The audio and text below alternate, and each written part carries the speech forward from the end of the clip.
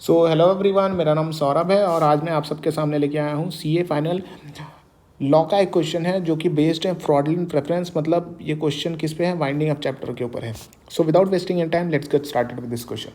So modern textile limited जो है उसको बहुत सारा लॉस होता है, use incurred huge loss during the last 3 financial year में। बहुत सारा लॉस इनकर हुआ and it's financial position was very bad, बहुत खराब हुआ, बैड, वेरी बैड। ठीक है। सो कंपनी क्या क्रिएट करता है? Company create a legal mortgage on some of its immovable properties in favour of bank on 1 सितंबर 2021।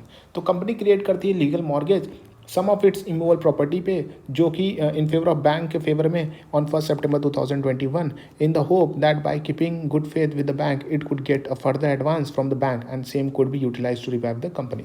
तो ताकि यहाँ पे गुड फेथ में दिया गया, ताकि यहाँ पे बैंक को अगर हम यहाँ पे ये देंगे, अगर मॉर्गेज देंगे, यहाँ पे जो भी मॉर्गेज किया जाएगा तो बैंक हमें और पैसा देगी, तो उससे हम एडवांस जो भी पैसा मिलेगा, फर्दर एडवांस मिलेगा, उससे हम अपनी कंपनी को वापस रिवाइव कर लेंगे। ऐसा यहाँ पे कंपनी का सोचना था। सम क्रेडिटर यहाँ पे क्या करते हैं? फाइल कर देते हैं वाइंडिंग अप पिटीशन 15 जनवरी 2022 को। अब आपको आंसर करना है, answer the following with reference to provision of the companies act 2013। What is mean by fraudulent preference? Fraudulent preference मतलब क्या होता है? State the effect of fraudulent preference. तो फ्रॉडलेंट प्रेफरेंस का क्या इफेक्ट होता है ये भी आपको बताना है। Whether the creation of legal mortgage by company in favour of bank would amount to fraudulent preference. क्या जो क्रिएशन होता है लीगल मॉर्गेज, क्या जो क्रिएशन होता है of legal mortgage by bank by company, by the company in favour of bank, वो fraudulent preference कहलाया जाएगा कि नहीं कहलाया जाएगा, ये भी आपको बताना है।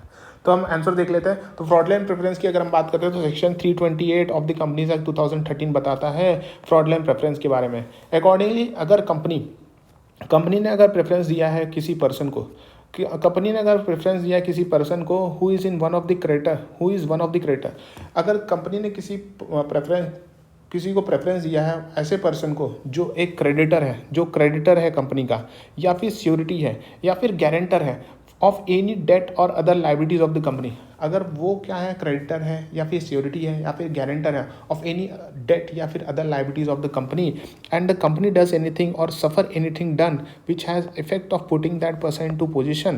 तो यहाँ पे क्या हो रहा है कि अगर कोई भी पर्सन, यहाँ पे कंपनी क्या दे रही है? प्रेफरेंस दे रही है किसी पर्सन को जो क्रेडिटर है या फिर श्योरिटी या फिर गारंटर है ऑफ एनी डेट और लाइबिलिटीज, और उसके कारण क्या हो रहा है? कंपनी यहाँ पे सफ़र कर रही है। कंपनी डज एनीथिंग या फिर suffer anything done which has effect of putting that person in a position. अब यहाँ पे इस कारण क्या हो रहा है? उस पर्सन को जिसको प्रेफरेंस दिया गया था उसको ऐसे पोजीशन में लाया जा रहा है, putting that person in a position which in the event of company going into liquidation will be better than the position he would have been if the, मतलब यहाँ पे अगर कंपनी उस समय लिक्विडेशन में जा रही है, इस समय लिक्विडेशन पे अगर जाती है, तो उस समय अगर यहाँ पे प्रेफरेंस नहीं दिया गया था तो उसका बेटर पोजीशन नहीं होता। यहाँ पे प्रेफरेंस देने के कारण लिक्विडेशन पे जैसे ही जा रही है कंपनी तो उसका बेटर पोजीशन आ जा रहा है। if that thing had not been done prior to 6 months of making winding up application। so यहाँ पे क्या हो रहा है कि यहाँ पे जब भी वाइंडिंग एप्लीकेशन हो रहा है उसके 6 महीने के पहले, वाइंडिंग अप एप्लीकेशन से पीछे, यहाँ पे जब भी वाइंडिंग अप एप्लीकेशन हो रहा है, समझो यहाँ पे वाइंडिंग अप हो रहा है, सो वाइंडिंग अप एप्लीकेशन हो रहा है 1 तारीख को, सो इससे 6 महीने के पहले अगर कोई भी ट्रांजैक्शन हो रहा है, फ्रॉड प्रेफरेंस दिया जा रहा है, तो ट्रिब्यूनल अगर सेटिस्फाई हो जाता है कि सच transaction is a fraudulent preference, यहाँ पे ऑर्डर करेगा that it may think fit कि रिस्टोर करो भाई जो ओरिजिनल पोजीशन था, if the company had not given that preference. तो अगर कंपनी ने वो प्रेफरेंस ही नहीं दिया होता तो वो नॉर्मल पोजीशन होता, तो वो नॉर्मल पोजीशन को रिस्टोर करने का ऑर्डर कौन देगा? यहाँ पे ट्रिब्यूनल अगर सेटिस्फाई हो जा रहा है। सो इफ़ द ट्रिब्यूनल अगर सेटिस्फाई हो जा रहा है that there is a preference transfer of property, कि यहाँ पे प्रेफरेंशियल ट्रांसफर हो रहा है प्रॉपर्टी का, मूवेबल हो चाहे वो इमूवेबल हो, या फिर डिलीवरी ऑफ गुड्स हो रहा है, या फिर पेमेंट हो रहा है, execution made taken or done by or against the company within 6 months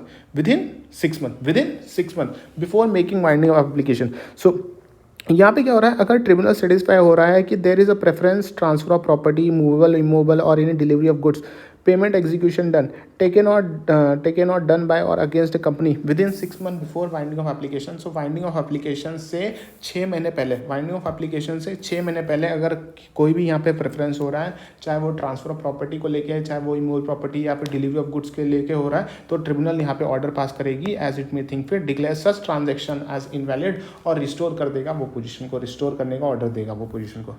अगर यहाँ पे बात करें सेकंड वाला पॉइंट को, तो अगर प्लेस किया जा रहा है movable property with a nationalised bank क्या वो फ्रॉडलेंट प्रेफरेंस कहलाएगा? So for the purpose of proving the fraudulent preference, यहाँ पे दो चीज़ें आपके दिमाग में होनी चाहिए। दो चीज़ें, पहली चीज़ ये आती है कि that in the case of winding up, कि जो भी ट्रांजेक्शन जो हुआ है with in 6 month before the presentation of petition, तो अगर यहाँ पे 1 तारीख को प्रेजेंटेशन किया है पिटीशन, तो यहाँ पे 6 महीने पहले यहाँ पे देख लेना, 1 जनवरी है तो यहाँ पे 6 महीने पहले मतलब 30 जून तक, 30 जून तक यहाँ पे अगर यहाँ पे कोई ट्रांजेक्शन हुआ, so in the case of winding up the transaction should take place before 6 month, within 6 month before the presentation of the petition, within 6 month होना चाहिए, इसके बीच में होना चाहिए। So that the main motive of the in the mind of the company acting through its actor was to prefer one creditor to other. So main motive क्या था, यहाँ पे एक क्रेडिटर को प्रेफरेंस देना था, एक क्रेडिटर को प्रेफरेंस देना था as compare to other creditor.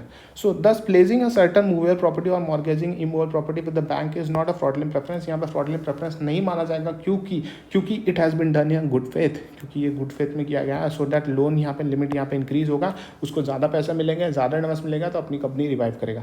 So it is a transaction in good faith और answer would remain same if the charges was created in favour of NBFC। तो आंसर यहाँ पे सेम रहेगा, अगर यहाँ पे चार्जेस अगर NBFC के फेवर में भी क्रिएट होता तो भी यहाँ पे आंसर सेम ही आता था। सो इसी के साथ ये क्वेश्चन इंपॉर्टेंट थोड़ा सा क्वेश्चन था, इसलिए यहाँ पे खत्म हो रहा है। Thank you so much.